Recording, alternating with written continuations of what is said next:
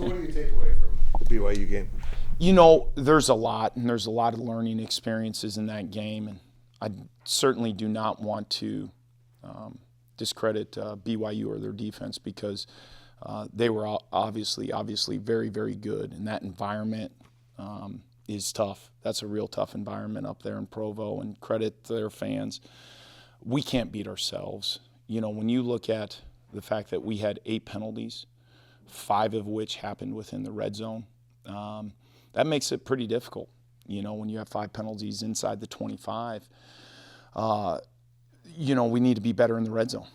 You know, when you look at 0 for 3 touchdowns in the red zone, you're not going to win football games doing that. And then obviously the turnovers there at the end of the half were too much to overcome at that particular time. So there were so many good things that did happen, and they were completely overshadowed by so many bad things. And a lot of those bad things are within our control, you know, whether it's a procedure call, flinching because we're trying to anticipate a call. You know, I believe we had 2 holding calls, both inside the 12 or 13-yard line, and that backs you up. Got to play with better technique. One of them is because one of the offense linemen didn't see kind of them exchanging man coverage on a counter play. And so a lot to learn for our players and a lot to learn for me as well. What were the positives?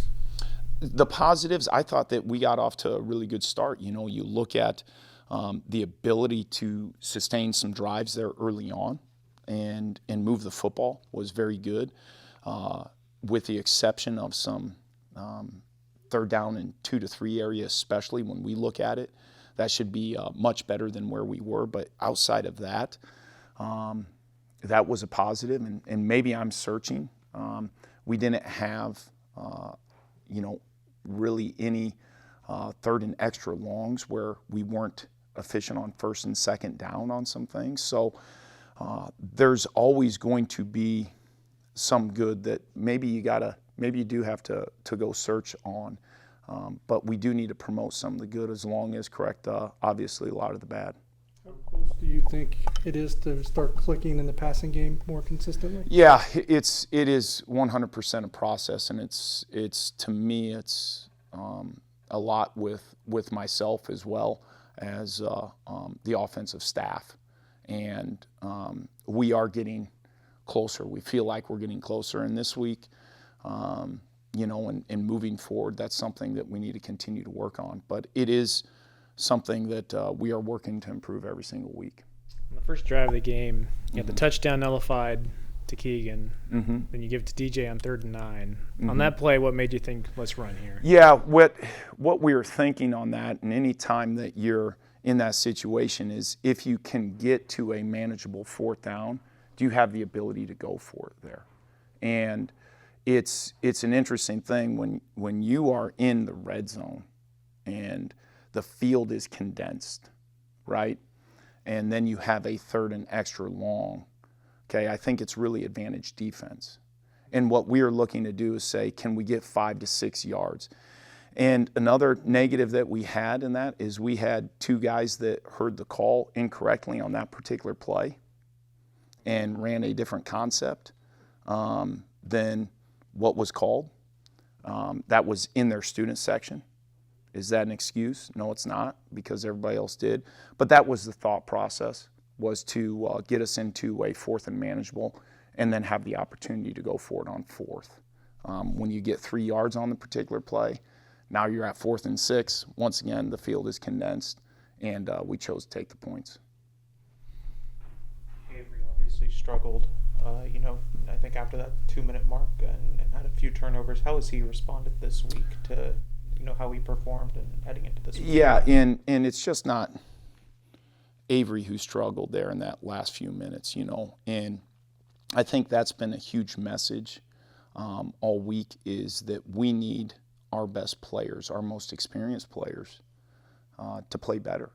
And this week of practice, I've really appreciated how he's responded, you know, because you look at a game that it is frustrating. I know you guys are frustrated. I know the fans are frustrated.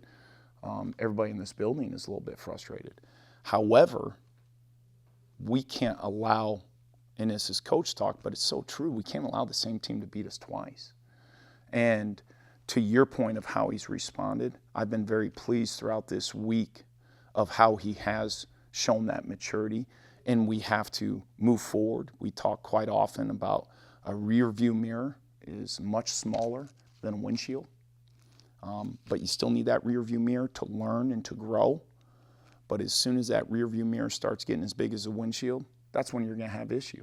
So we need to learn and grow, but we still need to continue to push forward. We got a lot of season left, and I'm excited about Saturday morning. Is what you've seen from the Oklahoma State defense kind of what you got from them the last few years? Meaning? Just structurally or schematically? Yeah, no, they've changed. They changed a little bit a year ago. A year ago, they kind of had a little bit of a flavor of a 3-3-5, and you don't see that show up on film this year. So they've made some adjustments, and anytime that you do make adjustments, I think there's, I don't know if you want to say some growing pains maybe, that, you know, maybe some people might look at that Arkansas game and say, okay, this or that. You look at the game they played defensively against a very good Utah team last week, and you can tell that they are very much getting improved as well. The Oklahoma State secondary is really active and I guess trying to help stop the run. Is that something you notice on film? And then Yeah, you can notice they have some they got some larger, more physical safeties, and structurally that's something that maybe isn't conventional or something that you see on a week-to-week basis. However, what they're doing is you can see, obviously, I believe he's the second leading tackler in NCAA football. Maybe last week he was the leading tackler, and if he's listening and he is the leading tackler, I apologize, but I know he's one or two. And it's a credit to him, and it's a credit to his physicality, and he's a player who really showed up against us a year ago. And he's a guy that most definitely we're going to have to keep an eye out for. DJ's a guy who, I don't know if he's ever fumbled before that that game the other day. As a coach, what do you say to a player when he makes a mistake like that? Yeah, what you need to do is tell him to move on and to learn from it again. You know, we preach ball security every single week, and it's something that we work twice a week actually. You know, and Coach Anderson, you know, kind of made the comment for it. Was that, you know, he didn't have two hands on the ball. You know, he had his wrist above his elbow. He had the ball high and tight.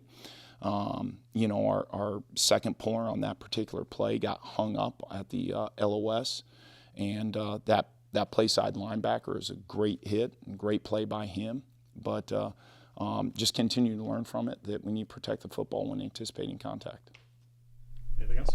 The wide receivers, how have they looked over the last few weeks? And Continually getting, continually improving. You know, and there's some things that you see when you watch film that you know that maybe they're not getting the ball thrown their way, that you are seeing improvement, and that's the whole landscape of what we need to continue to work. And there's still, you know, a few details. But that's for everyone. You know, you can say the wide receivers, you can say the offensive line. We talked running backs, quarterbacks, tight ends, wherever that might be. That's all of them. So it's continually improving.